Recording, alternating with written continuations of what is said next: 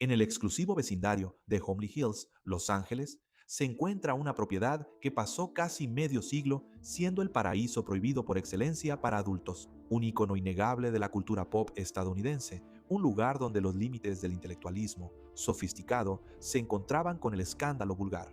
Pero no siempre fue así. Mucho antes de convertirse en un símbolo global del hedonismo, estos terrenos fueron desarrollados por algunos de los empresarios más prominentes de California. De hecho, los dueños originales crearon aquí un jardín botánico que se decía era tan impresionante que los tranvías traían regularmente turistas a la propiedad para visitas familiares los fines de semana. Así que este contraste me llevó a una pregunta. ¿Cómo exactamente esta digna propiedad familiar de los años 20 se transformó en uno de los hitos culturales más controvertidos de la historia estadounidense? ¿Y por qué necesitaba una licencia de zoológico? Quédate para descubrirlo mientras exploramos el auge y la caída de la mansión Playboy. Soy tu anfitrión, Ryan Sosh, y estás viendo su historia. Para entender cómo surgió este controvertido hito que ahora llamamos la mansión Playboy, en realidad tenemos que remontarnos hasta principios del siglo XIX. Por esa época, un soldado llamado Máximo Alanis estableció una granja en las afueras del entonces asentamiento mexicano de Los Ángeles. Su familia ocupó esas tierras durante una generación, y no fue sino hasta 1843 que el gobernador otorgó oficialmente a la familia una concesión de 4.438 acres. Después de la Guerra México-estadounidense y de que California se convirtiera en un estado de Estados Unidos, los soldados vendieron el rancho en 1858 por aproximadamente $1,000 a un comerciante prominente y uno de los primeros alcaldes de Los Ángeles, llamado Benjamín Don Benito Wilson. Luego, en 1884, el rancho fue vendido nuevamente a John W. Wolfskill, un acaudalado horticultor. Y durante el gran auge inmobiliario de Los Ángeles, a finales de la década de 1880, se asoció con una compañía ferroviaria para trazar una ciudad de 800 lotes que llamó Sunset. Este fue un punto de inflexión bastante crítico. Aunque la empresa colapsó por completo, lo que llevó a demandas y demás, la idea de la expansión urbana se sembró en California. Para 1911, el dueño de la tienda departamental Broadway, Arthur Letts, compró el rancho por la asombrosa cantidad de $2 millones. Después de que murió en 1923, su hijo Arthur Letts Jr. y su yerno Harold Jens dividieron la tierra en una subdivisión moderna. En el proceso, crearon distritos como Westwood Village y Homely Hills, nombrados en honor al pueblo ancestral de su familia en Inglaterra. Aquí es donde, en 1927, Arthur Letts Jr. encargó al prominente arquitecto de Los Ángeles, Arthur Roland Kelly, diseñar una residencia de 29 habitaciones y 21.987 pies cuadrados. Una residencia que, para bien o para mal, algún día llegaría a redefinir la cultura estadounidense. Construida en el estilo gótico y renacimiento Tudor, la acogedora casa presentaba elaborados trabajos en piedra, ventanas de cristal y jardines reconocidos internacionalmente. Dentro de la casa, en la planta baja, los invitados eran recibidos primero por la Galería de los Juglares, un gran salón flanqueado por una escalera doble ricamente tallada que conducía a un salón de baile en el segundo piso, diseñado específicamente para albergar músicos y orquestas durante galas formales. También estaba el gran salón de 2 pisos que servía como el punto focal central de todo el interior. Esta área contaba con pisos de mármol italiano, revestimiento de roble oscuro tallado a mano y ventanas de vidrio emplomado de doble altura, que ofrecen vistas panorámicas del jardín trasero y del campo de golf. En las paredes de ese espacio se encontraba un órgano de tubos personalizado, oculto detrás de una puerta corrediza de madera tallada a mano con intrincados detalles. Para reuniones menos formales, los propietarios disfrutaban de la sala de estar, diseñada con techos de yeso decorativos inspirados en el estilo jacobeo, paneles de madera oscura, ventanas saledizas y chimeneas de piedra tallada. Y, por supuesto, estaba el comedor georgiano, que contrastaba con el resto de la casa con una estética inglesa georgiana del siglo XVIII, completo con paneles pintados clásicos y una chimenea de mármol. En la planta alta, la casa tenía 7 recámaras decoradas al estilo neofrancés de los años 20. La recámara principal tenía un diseño amplio con influencias del diseño deco-francés, mientras que el baño principal contaba con una tina rectangular independiente tallada en mármol blanco y negro. Y por supuesto, quienes mantenían todo esto eran los sirvientes que vivían en los cuartos del ala oeste. Además del personal doméstico, esta área tenía cocinas y cuartos de servicio. Ahora, aunque la casa era básicamente un pequeño castillo por sí misma, sus características más impresionantes giraban en torno a la horticultura. Verás, el constructor de la casa, Arthur Letts Jr., heredó la pasión por la jardinería de su padre. Así que los terrenos originales de la propiedad contaban con tres grandes invernaderos, incluyendo una amplia estructura de vidrio que se usaba para albergar plantas tropicales raras y acuarios exóticos. Afuera de la casa, un amplio camino de adoquines pasaba por lo que mejor podría describirse como un jardín botánico al aire libre. Ahora, este diseño no era una coincidencia. Décadas antes, los jardines originales de su padre, Arthur Sr., eran tan monumentales que se abrieron al público para visitas guiadas. De hecho, era el deseo de Arthur Sr. que los jardines continuaran incluso después de su muerte. Sin embargo, ese no sería el caso. Para cuando Arthur Jr. falleció en 1959, a la edad de 68 años, la propiedad quedó en manos de su viuda, quien a su vez la vendió a un ingeniero biomédico llamado Louis D. Statham. Y ese nuevo propietario no dudó en hacer una renovación a gran escala que duró varios años. Bueno, sí conservó el exterior original de 1927, modernizó cosas como la infraestructura interior, renovó las áreas habitables y actualizó los terrenos de 5 acres. Para la década de 1960, también había construido un edificio separado de madera en el lado norte del terreno, pero luego, trágicamente, tras la muerte de su esposa, Louis comenzó a pasar la mayor parte de su tiempo en su propiedad principal en Lone Pine, California. En este punto de la historia de la mansión, permanecía vacía, al grado de que Louis permitía que grupos de caridad la usaran a veces para galas de la alta sociedad, recaudaciones de fondos, catas de vino y todo lo demás. Y en general, las cosas se mantuvieron así hasta finales de los años 70, cuando Luis buscó deshacerse por completo de sus propiedades inmobiliarias en Los Ángeles para enfocarse en cosas como sus proyectos científicos y sus patrocinios al ajedrez a nivel nacional. Aquí es donde Statham puso oficialmente la mansión en el mercado. A su vez, el anuncio fue descubierto solo un año después por una modelo llamada Barbie Benton, quien, como resultó ser, estaba buscando un nuevo lugar de residencia para su novio, que estaba en Chicago, Hugh Hefner. Volvamos a eso en un momento. Para la década de 1970, el panorama económico y social de Estados Unidos había cambiado, ya que las madres estadounidenses ingresaron permanentemente a la fuerza laboral, un cambio impulsado por la expansión industrial y dos guerras mundiales, y luego sostenido por mujeres que valoraban su recién adquirida independencia financiera.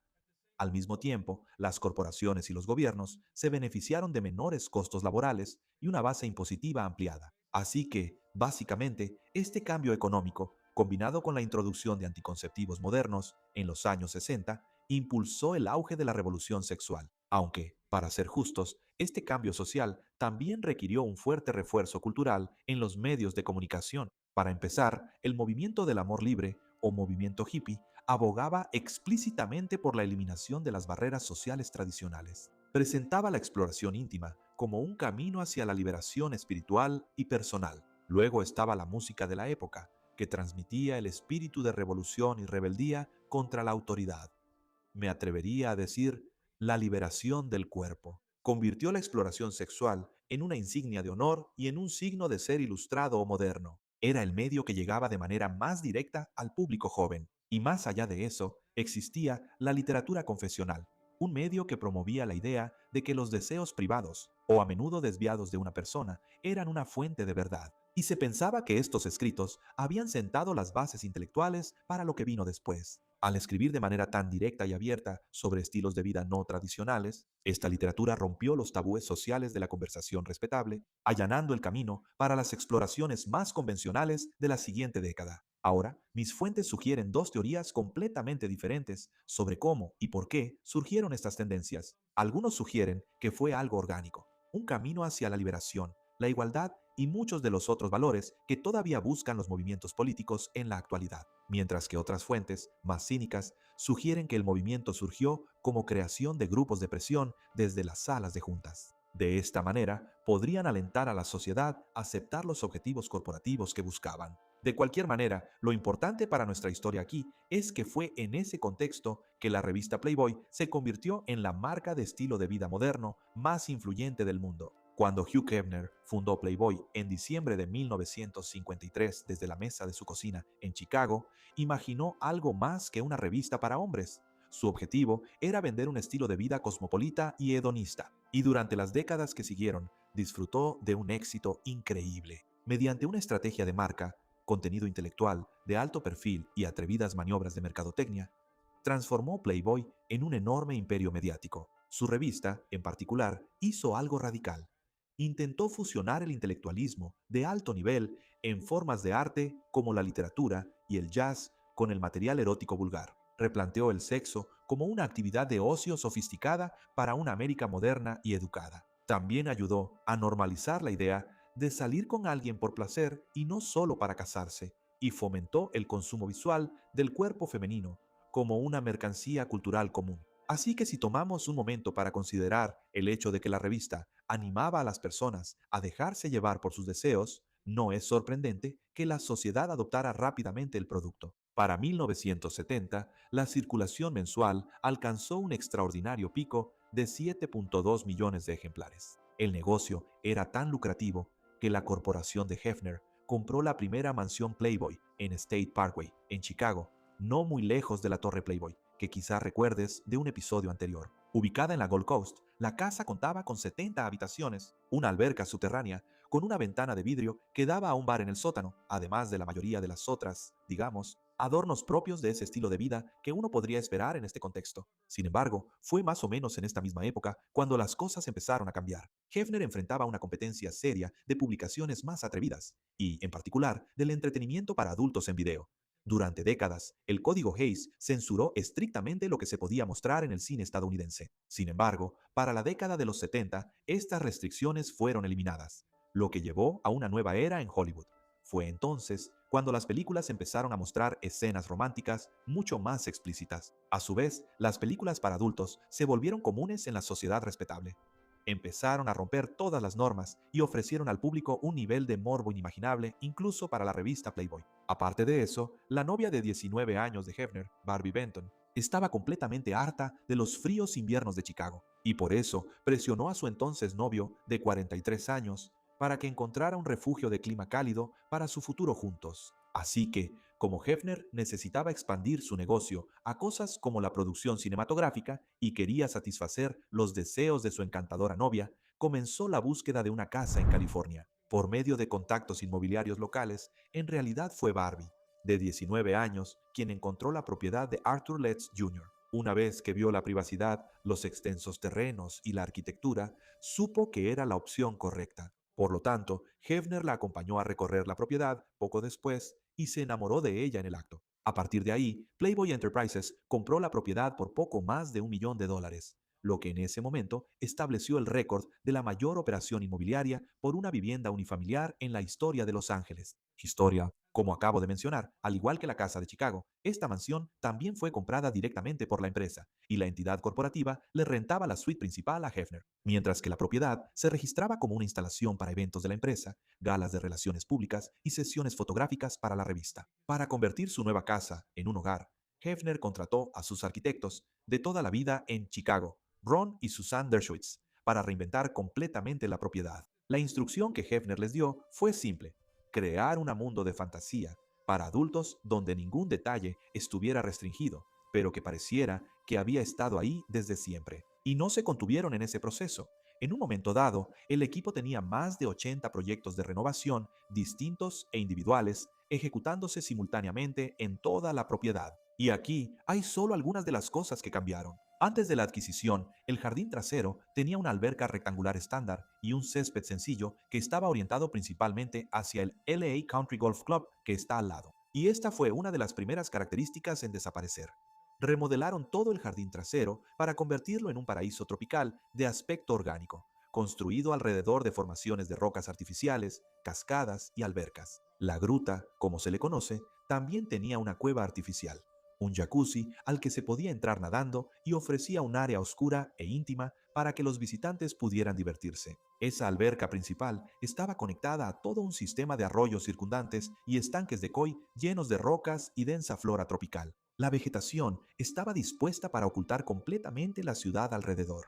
Dentro de la casa, en el segundo piso, estaba el dormitorio privado de Hefner. Esta área fue completamente demolida y reconstruida como su centro de mando privado, operativo las 24 horas y espacio habitable. La pieza central era una cama circular personalizada de 8 pies de ancho que giraba, equipada con lujosos tapizados de seda y terciopelo, configuraciones de vibración y un sistema automatizado que giraba la cama hacia la chimenea, la televisión, pantallas o ventanas. Esta suite de lujo también estaba adelantada a su tiempo en cuanto a integración de medios. Paneles de control integrados en el cabecero le daban a Hefner el control remoto de las luces, cortinas, música y un extenso sistema de circuito cerrado de televisión. En cuanto al baño, esa área contaba con piedra tallada a medida, tinas hundidas de gran tamaño y techos espejados diseñados específicamente para servir como escenarios para sesiones fotográficas de la revista. Así que, en términos generales, la propiedad fue renovada en gran medida para adaptar la casa y acomodar cosas como fiestas a gran escala y una rotación constante de invitados que necesitaban entretenimiento. Una estructura separada en los terrenos fue convertida en una sala de juegos repleta de máquinas de pinball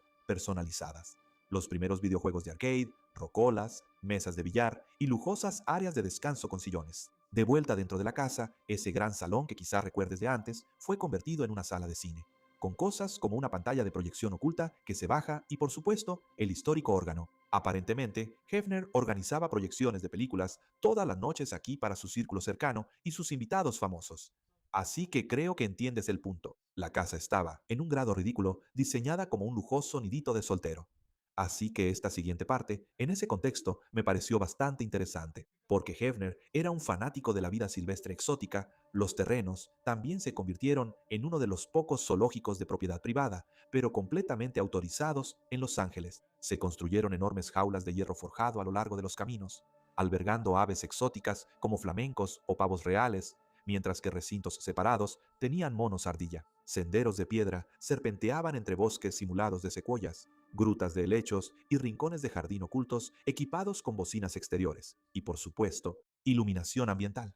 Teniendo eso en cuenta, también quiero que recuerdes que debajo de toda esta estética de fantasía había una gran infraestructura comercial, una infraestructura que se utilizaba para operar una de las compañías de medios de mayor volumen en el país en ese momento. La propiedad fue reacondicionada con una cocina de restaurante de grado comercial, capaz de ofrecer un menú a la carta las 24 horas del día, los 7 días de la semana para el personal. En cuanto a seguridad, había una caseta de vigilancia armada, sensores de movimiento en el perímetro y cámaras de seguridad de circuito cerrado en toda la propiedad. De esta manera, podían mantener alejados a los paparazzi mientras permitían que los invitados de alto perfil tuvieran total privacidad. Con la mansión Playboy del Oeste ya establecida, Hefner inicialmente dividía su tiempo entre Chicago y Los Ángeles, pero a principios de los años 80, Playboy Enterprises enfrentaba un declive financiero significativo. Para empezar, la compañía perdió su codiciada licencia de casino en el Reino Unido. La circulación de la revista cayó y el estilo de vida Playboy de Hefner comenzaba a pasarle factura. Para empeorar las cosas, estaba lidiando con una ola de muy mala prensa después de que una de sus modelos, o conejitas como se les llamaba en ese entonces, fuera brutalmente asesinada por su esposo separado pero celoso.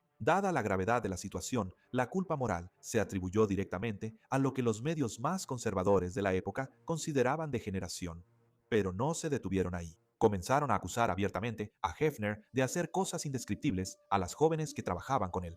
Hefner, que tenía 58 años en ese momento, se vino abajo. El 7 de marzo de 1985, alrededor de las 9:30 p.m., mientras estaba en su habitación, de repente sufrió un derrame cerebral grave. Inmediatamente perdió la capacidad de hablar con claridad y experimentó parálisis en un lado de su cuerpo.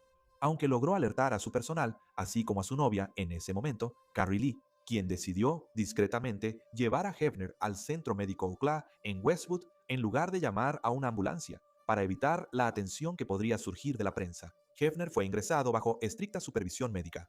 El derrame cerebral había dañado el centro del habla de su cerebro. Él entendía lo que la gente a su alrededor decía, pero solo podía hablar con sonidos arrastrados y confusos. Deja que eso te caiga el 20. Para un hombre que construyó su imperio sobre la comunicación, la escritura y un carisma seductor, la pérdida del habla fue aterradora. Durante las primeras 24 a 48 horas, el equipo de relaciones públicas de Playboy intentó minimizar el incidente, diciendo a los reporteros que Hefner simplemente estaba en el hospital por exámenes de rutina y agotamiento. Sin embargo, los rumores en sentido contrario se difundieron rápidamente por todo Los Ángeles. Para el 9 de marzo, Playboy Enterprises publicó oficialmente un comunicado confirmando que Hefner había sufrido un derrame cerebral leve. De manera sorprendente, logró recuperarse por completo, y más tarde se refirió al derrame cerebral como un golpe de suerte por la epifanía que le cambió la vida y que vino con él. Aparentemente, se dio cuenta de que se sentía solo a pesar de estar constantemente rodeado de gente. Así que le propuso matrimonio a su novia, dejó de fumar de golpe,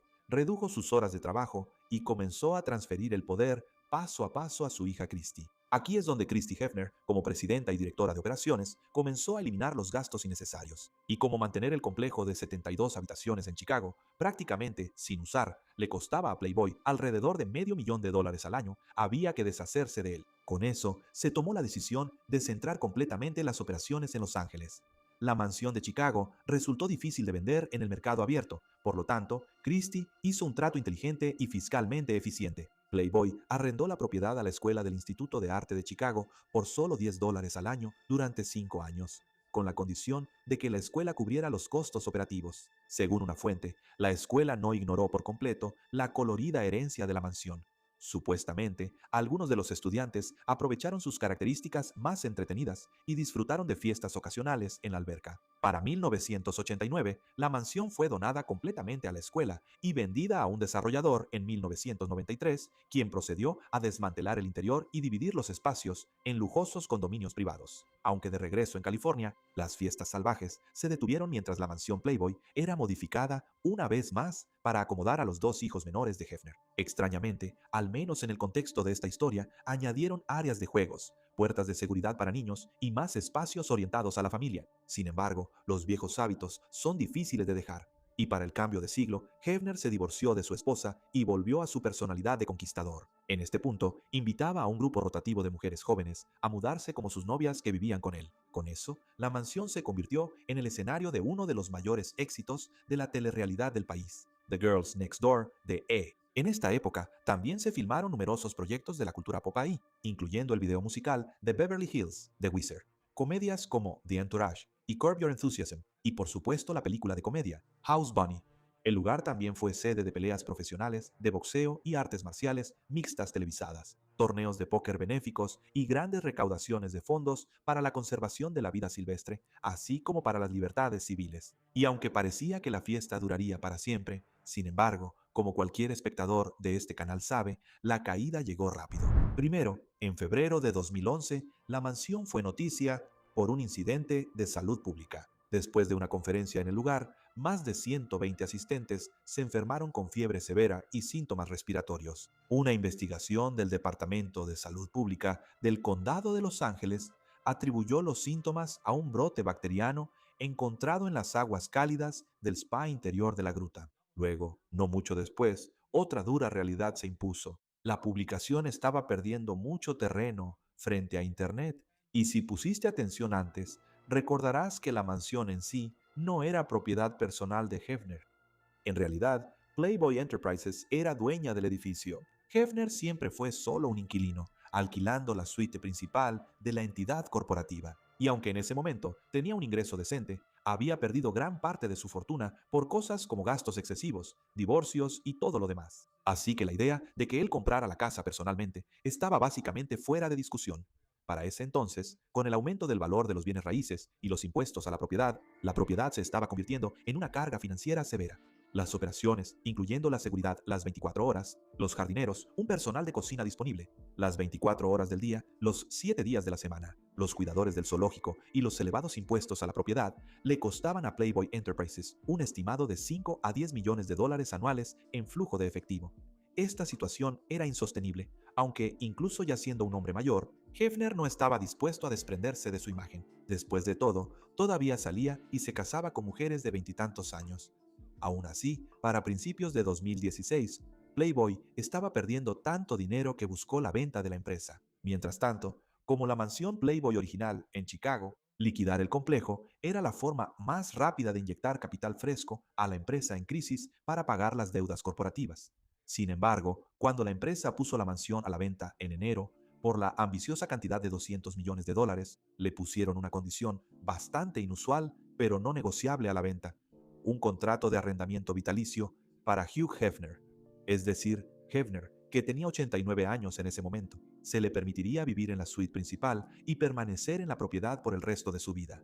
Por esto, Playboy acordó pagarle al nuevo dueño $1 millón al año en renta para cubrir la residencia de Hefner. La casa se vendió en agosto de ese mismo año por un estimado de $100 millones. Curiosamente, el nuevo dueño también había adquirido la propiedad adyacente, y su visión era eventualmente fusionar ambas para regresar a la configuración original de los años 20. con 7.3 acres para convertirla una vez más en una de las propiedades más hermosas de California. De hecho, Hefner vivió en la mansión Playboy del Oeste hasta su fallecimiento a los 91 años. Falleció en su habitación, marcando formalmente el final de esta extraña era de 46 años de la mansión Playboy. Poco tiempo después, la joven viuda de Hefner, Crystal Harris, y el personal restante desocuparon la propiedad. Luego, a finales de 2018, la herencia de Hefner organizó una subasta masiva de liquidación. Miles de objetos personales, incluyendo su icónica bata de terciopelo para fumar, pijamas de seda, pasaporte, juegos arcade personales e incluso su copia original de la edición número 1 de Playboy, fueron subastados a coleccionistas por millones de dólares. Con la casa ahora libre de su principal inquilino y sus pertenencias, los conservacionistas aprovecharon el momento para luchar por la protección legal de esta histórica casa de California. Para marzo de 2018, se firmó un convenio de protección histórica permanente, garantizando que la fachada original de 1927 y la huella arquitectónica de la casa principal nunca serían demolidas. Y esa es la historia de la mansión Playboy. De hecho, fue la primera vez que oí hablar de esta revista. Definitivamente no estaba revisando el closet de mis padres ni nada por el estilo, así que esta es definitivamente la primera vez que oigo hablar de esto. Pero tú, ¿qué tal? ¿Habías escuchado algo sobre esta historia antes? Déjame saber en la sección de comentarios abajo. De lo contrario, hasta la próxima, se despide Ryan Soskash. Sí, y asegúrate de hacer clic en el botón de suscribirte. Tenemos que llegar al millón. Nos vemos, chicos.